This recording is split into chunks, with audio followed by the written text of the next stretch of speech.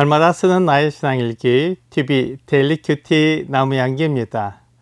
오늘은 고린도후서 10장 7절에서 11절을 묵상하겠습니다. 너희는 외모만 보는도다. 만일 사람이 자기가 그리스도에게 속한 줄을 믿을진대 자기가 그리스도에게 속한 것 같이 우리도 그러한 줄을 자기 속으로 다시 생각할 것이라. 주께서 주신 권세는 너희를 무너뜨리려고 하신 것이 아니요 세우려고 하신 것이니 내가 이에 대하여 지나치게 자랑하여도 부끄럽지 아니하리라. 이는 내가 편지들로 너희를 놀라게 하려는 것 같이 생각하지 않게 함이라. 그들의 말이 그의 편지들은 무게가 있고 힘이 있으나 그가 몸으로 대할 때는 약하고 그 말도 시원하지 않다 하니 이런 사람은 우리가 떠나 있을 때 편지들로 말하는 것과 함께 있을 때 행하는 일이 같은 것임을 알지라. 그리스도에게 속한 사람은 특징이 있습니다. 첫째로 그가 어떤 믿음을 가지고 있느냐는 것입니다. 그는 예수 그리스도께서 하나님의 아들이심을 믿습니다. 이것은 우리를 매우 중요한 갈림길에 놓이게 합니다. 예수 그리스도께서 하나님의 아들이시라면 하나님이 나의 죄를 용서하시기 위해서 오신 구원자가 맞습니다. 하지만 예수 그리스도를 하나님의 아들로 믿지 않고 사람 중에 뛰어난 선생으로 안다면 예수님을 통해 죄 용서를 받지 못할 것입니다. 예수님의 가르침을 통해 이 세상에서 잘 사는 법을 배우게 될 것입니다. 이것은 거듭난 것이 아닙니다. 거듭난 것은 예수 그리스도께서 하나님의 아들이심을 믿고 그분을 통해 죄 용서를 받는 것입니다. 둘째, 거듭난 사람은 세상을 이깁니다.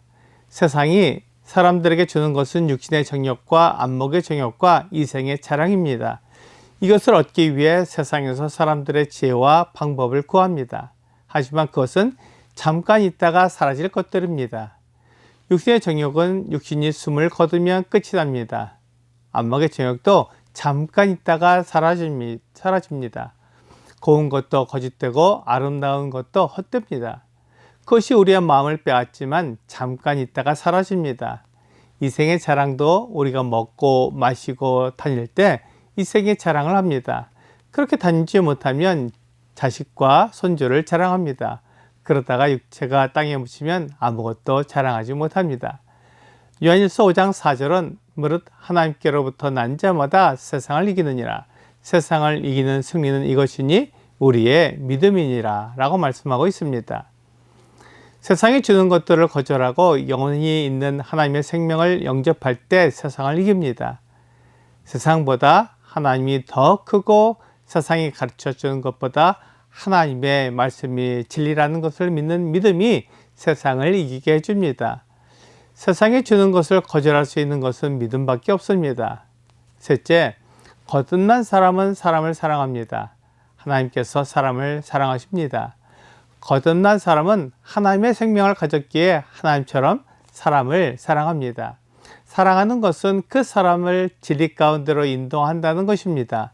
진리를 따르고 진리가 최고라는 것을 인정할 수 있도록 도와주는 것을 사랑이라고 말합니다. 세상에서 사랑은 상대방이 원하는 것을 다 해주는 것이라고 말합니다. 하지만 사랑은 상대방이 원하는 것이 진리가 아닐 때 그것을 말해주고 진리 가운데로 나올 수 있게 하는 것이 참 사랑입니다. 참 사랑을 가진 사람이 거듭난 사람입니다. 만일 내가 참 사랑이 아니라 세상에서 말하는 사랑을 하게 되면 하나님을 사랑할 수 없고 다른 사람을 사랑할 수 없습니다. 참 사랑은 하나님을 향한 사랑이며 다른 사람이 하나님을 향해 나올 수 있도록 도와주는 사랑입니다. 이렇게 참 사랑을 하는 사람을 거듭난 사람이라고 말합니다. 마지막으로 거듭난 사람은 죄를 짓지 않습니다. 사람이 육체를 가지고 있는데 어떻게 죄를 짓지 않습니까? 물론 사람은 죄를 짓습니다. 육체가 있기 때문에 죄를 짓게 됩니다. 그렇지만 죄를 지었을 때 그 죄를 자백하는 것이 거듭난 사람의 특징입니다. 죄를 자백하는 것은 하나님 앞에 내 죄를 드러내므로 하나님께서 그 죄를 용서해 주시는 결과를 낳습니다. 그러므로 그 죄가 없어지는 것입니다. 그렇기 때문에 우리가 죄가 없다고 말할 수 있습니다.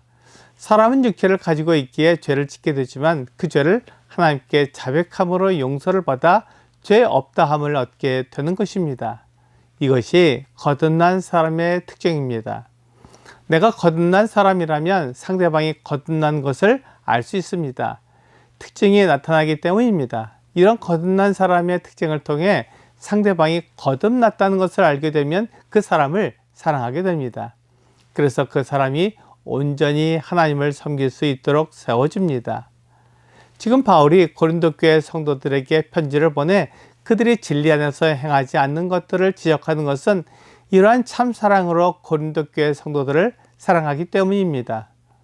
그들이 진리 안에서 하나님을 섬길 수 있도록 도와주려고 편지를 써서 그들의 잘못을 바로잡는 것입니다.